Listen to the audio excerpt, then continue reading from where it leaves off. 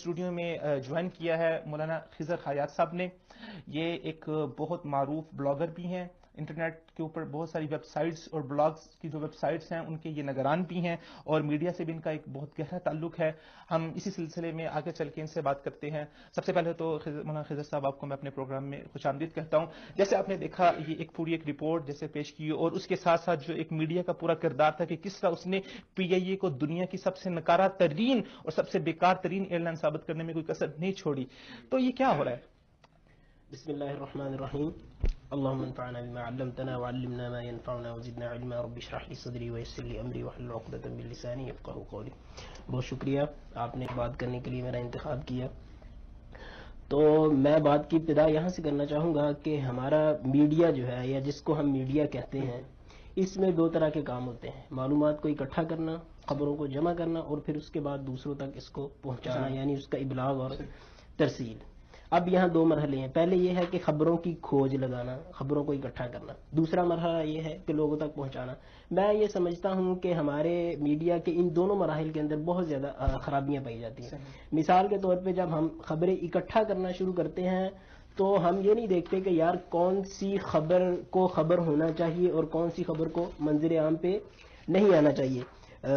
مثال کے طور پہ ہم جو لوگ ہیں ان کی ذاتیات کو زیر بحث لاتے ہیں, لوگوں کی ایب جوئی کرتے ہیں. اللہ کے رسول صلی اللہ تعالی علیہ وسلم کا ارشاد ہے کہ عیوب جو ہیں ان کی پردہ پوشی کرنی چاہیے, لوگوں کو اس طرح بدنام نہیں کرنا چاہیے, لوگوں کی اس طرح ذاتیات جو ہیں ان پہ اس طرح کیچڑ نہیں اچھالنا چاہیے. لیکن میڈیا کے اندر اس بات کا کوئی خیال نہیں رکھا جاتا.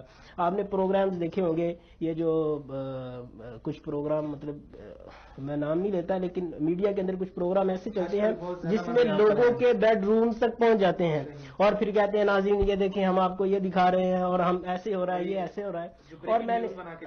اور میں نے ایسے پروگرامز بھی دیکھے ہیں کہ رمضان کے مہینے کے اندر وہ کس طرح کے کام کر رہے تھے کہ دیکھیں جی رمضان کے مہینے کے اندر جی مثال کے طور پہ لاہور کے اندر یا کراچی کے ریسٹ ہاؤسز کے اندر یہ ہو رہا ہے. اب یہ دیکھیں, میں یہ نہیں کہتا کہ جو ہو رہا تھا وہ بالکل ٹھیک ہو رہا تھا, اس کی نقاب کشائی نہیں کرنی چاہیے یا اس کو ختم نہیں کرنا چاہیے, لیکن میں یہ کہتا ہوں کہ رمضان کا مہینہ ہے, لوگوں نے روزے رکھے ہوئے ہیں, اس وقت میں لوگ تلاوت کے اندر لوگوں کو مصروف ہونا چاہیے, اچھی باتوں کے اندر لوگوں کو مصروف ہونا چاہیے. لیکن آپ یہ جو چند ایک لوگ ہیں جو ہمارے معاشرے کا بدنما دبا ہے, آپ ان گندے لوگوں کو رمضان کے مہینے کے اندر ساری پاکستانی قوم کا نمائندے کے طور پہ لوگوں کو دکھا رہے ہیں. تو یہ اللہ کے رسول صلی اللہ تعالی وسلم کے ارشادات کے بالکل منافی ہے. یہ ایک میڈیا کے اندر ایک یہ بات ہے. یہ تو ہو گیا مرحلہ معلومات کو جمع کرنے. اس کے بعد جب خبروں کی ترسیل دوسروں تک کی جاتی ہے تو خبر نہیں رہتی, اس کو ایسا مرچ مسالہ, یہ جو آپ نے ابھی بات کی ہے پی آئی اے کی, تو یہ بالکل وہی بات ہے. صحیح بات یہ ہے جیسے آپ نے کہا, میں بھی یہی سمجھتا تھا, ظاہر ہمارا اس طرح کی معلومات ہمارے پاس, میں نے تو یہی سمجھا کہ شاید پی آئی اے جو ہے وہ دنیا کی گندی ترین ایئر لائن ہے. لیکن ابھی جو آپ نے اعداد و شمار پیش کیے ہیں, اسی طرح فیس بک وغیرہ پہ اور بھی کچھ لوگ ہیں ماشاءاللہ پاکستانی قوم سے کہ وہ ہمدرد ہیں, محبت رکھنے والے, انہوں نے بتایا کہ مطلب بہت سارے ایسے لوگ ہیں, بہت سارے ایسے ممالک ہیں, بہت ساری ایسی ایئر لائنز ہیں جو اس سے بھی گئی گزری ہیں, اور ہماری جو ایئر لائن ہے وہ تو مطلب اس کے اندر یہ اتنا مطلب گنتی کے کچھ حادثات ہیں. اور یہ ایک وقت تھا جس وقت پی آئی اے دنیا کی نمبر 1 ایئر لائن ہوا کرتی تھی, اور اس وقت جو دنیا کی نمبر 1 ایئر لائنز ہے, ٹاپ 5 ایئر لائنز ہے, جس میں ایمریٹس ہے, اتحاد ہے, ان کو بنانے والی اور ان کو ایئر لائن کے معاملات سکھانے والی بھی ہماری پاکستانی انٹرنیشنل ایئر لائن ہے. تو یہ بڑی میں یہ سمجھتا ہوں ٹھیک ہے, اگر آپ کا یہ دعویٰ ہے کہ آپ حقیقت دکھاتے ہیں تو جس چیز پہ آپ تنقید کرتے ہیں اس کا اچھا پہلو بھی تو آپ دکھائیں نا. آپ کسی چیز کو جس کے آپ در پہ ہو جائیں اس کو آپ بدنام زمانہ بنا کے چھوڑیں گے, اور جس کو آپ نے پالش کرنا ہو وہ چاہے گنڈا ہو, کوئی بہت بڑا دہشت گرد ہو, آپ اس کو ایک ہیرو کے طور پہ پیش کر دیتے ہیں. اور اس کی ایک مثال میرے ذہن میں یہ بھی آ رہی ہے, ایک بہت بڑا میڈیا گروپ ہے, غالباً پتہ نہیں جیو ہے یا کیا اس کا نام ہے, اس کا جو مالک ہے اس کا کوئی جاننے والا تھا, مطلب ہماری عمر کا کوئی بچہ ہوگا, وہ دبئی کے اندر آیا, اس نے قانون کی خلاف ورزی کی, اس کو انہوں نے پکڑ لیا, جیل کے اندر دے دیا. اب دیکھیں جس طرح ہمارے جو غریب لوگ ہیں ان کی چھوٹی چھوٹی باتوں کو اچھالا جاتا ہے. یہ میڈیا کا ایک بڑا آدمی تھا, اس کا رشتہ دار تھا, اس کے ساتھ اس کے تعلقات تھے. آپ اس خبر کو دیکھ لیں, آپ کو کسی میڈیا چینل پہ یہ نظر نہیں آئے گی. اس خبر کو دبا دیا گیا. کچھ لوگوں نے مطلب فیس بک پہ لکھا, اسی طرح بلاگز وغیرہ پہ لکھا, تو لوگوں کو پتا چلا کہ یہ اتنا بڑا حادثہ ہو گیا. تو میں یہ کہنا چاہتا ہوں کہ میڈیا کا دعویٰ یہ ہے کہ ہم حقیقت دکھاتے ہیں، حالانکہ میں سمجھتا ہوں یہ حقیقت دکھاتے نہیں بلکہ لوگوں کا ذہن اپنی طرف سے بناتے ہیں۔ سب سے پہلے خود کسی چیز کو ازیوم کرتے ہیں، پھر اس کو ڈیزائن کر کے حقیقت بنا کے لوگوں کے سامنے پیش کیا جاتا ہے، اور پھر لوگوں کے ذہنوں کے اوپر جو ہے اس کو تھوپا جاتا ہے۔ بالکل ایسے ہی ہے، مطلب یہ چاہتے ہیں کہ جس نظر سے جو چیز ہم دکھانا چاہتے ہیں وہ لوگوں کو اچھی نظر آئے، جس کو ہم برائی دکھانا چاہتے ہیں وہ ہو، ظاہر ہے یہ حقیقت نہیں ہے۔ بالکل۔ جو اچھی چیزیں ہیں ان کو بھی دکھانا چاہیے، جو بری چیزیں ہیں ان کو بھی دکھانا چاہیے۔ خضر صاحب، یہاں پر ایک اور بات جس کی طرف میں ذرا تھوڑی سی نشاندہی کرنا چاہتا ہوں کہ اس وقت معاشرے کے اندر جو سورس آف نالج ہے، جہاں سے لوگ علم حاصل کرتے ہیں، کیونکہ گلوبلائزیشن کا دور ہو گیا ہے، لوگ پڑھتے کم ہیں، زیادہ تر لوگ خبریں دیکھتے ہیں یا ٹی وی کے ٹاک شوز دیکھتے ہیں، وہاں سے اپنی تمام تر معلومات اکٹھی کرتے ہیں۔ تو اس دور کے اندر جو اتنا بڑا سورس آف نالج ہے، کیا اس کے اوپر یہ کوئی معمولی بات ہے؟ کیا اس کے اوپر ایک ذمہ داری عائد نہیں ہوتی کہ یہ صحیح سے صحیح اور سچ لوگوں کے سامنے پیش کرے؟ اور یہ وہی ذمہ داری ہے جو رسول اللہ صلی اللہ علیہ وسلم نے اپنے علماء کے اوپر نافذ کی تھی کہ العلماء ورثۃ الانبیاء۔ آپ صلی اللہ علیہ وسلم نے فرمایا کہ علماء جو ہے یہ انبیاء کے وارثین اور جانشین ہیں۔ کیوں؟ کیونکہ یہ لوگوں تک صحیح معلومات پہنچاتے ہیں، لوگوں کو صحیح ڈائریکشن دیتے ہیں، ان کو راہ راست پر لے کے آتے ہیں۔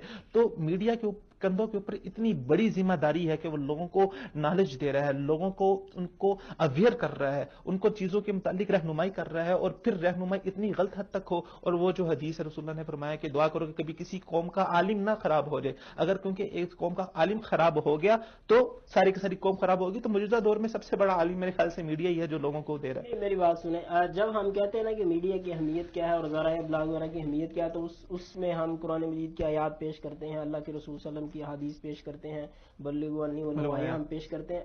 دیکھیں اگر میڈیا یہ ہے نا، یعنی میڈیا یہ ہے بلغوا عنی ولو آیہ کا مصداق اگر میڈیا ہے، تو اس کے اندر کام کرنے والے بھی تو ورثۃ الانبیاء ہونے چاہیے۔ بالکل۔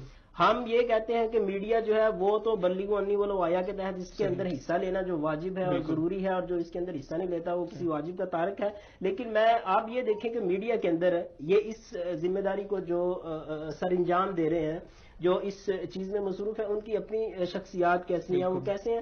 بلغوا عنی ولو آیۃ والی حدیث کسی سے پوچھ لے، وہ حدیث نہیں اس کو آتی ہوگی، آپ حدیث اس کو لکھ کے دینے اس پہ رام نہ لگائیں، وہ نہیں پڑھ سکتا۔ قرآن مجید کی آیات ان کو نہیں آتی، اللہ کے رسول صلی اللہ علیہ وسلم کے فرامین سے ان کا دور دور کا کوئی تعلق نہیں ہے۔ پروگرام کرنا ہوتا ہے ادھر ادھر سے، مطلب ویب سائٹ سے، جو مغربی ذرائع ابلاغ ہیں وہاں سے چیزیں لے کے آ کے وہ ہماری جو یعنی ہمارا دین اسلام ہے، ہم ایک مشرقی قوم ہے، ہماری مشرقی تہذیب ہے، ان کو آگے ہم پہ اپلائی کرنا شروع کر یعنی دیتے کہ ہیں۔ مغربی تہذیب کے جو اصول ہیں، جو اساس ہے، وہ بالکل مختلف ہے، ان کا رہنا سہنا مختلف ہے۔ ہم مشرقی لوگ ہیں تو مشرقی ثقافت، مشرقی تہذیب اس سے بالکل 180 ڈگری کے اوپر اس کے برعکس ہے، 180 کے جو ہے نا زاویے پہ اس سے وہ میل نہیں کھاتی۔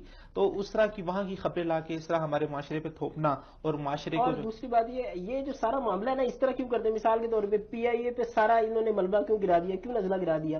اگر یہ جب حادثہ ہوا تھا نا، اگر یہ کہے نا کہ جی پی آئی اے ایئر لائن بہت اچھی تھی ماشاءاللہ، اس کا یہ رہا اور اس سے اب یہ خرابی ہوئی، تو لوگ کوئی دیکھتے ہی نا، لوگ اٹریکشن ہی نہیں تھا اس میں، انہوں نے اٹریکشن پیدا کرنا ہے۔ اور میں دیکھ کے حیران رہ جاتا ہوں یار کہ لوگوں کو اٹریکٹ کرنے کے لیے اتنی نیچ حرکتیں کرتے ہیں کہ ایک شریف انسان ان کو دیکھ نہیں سکتا۔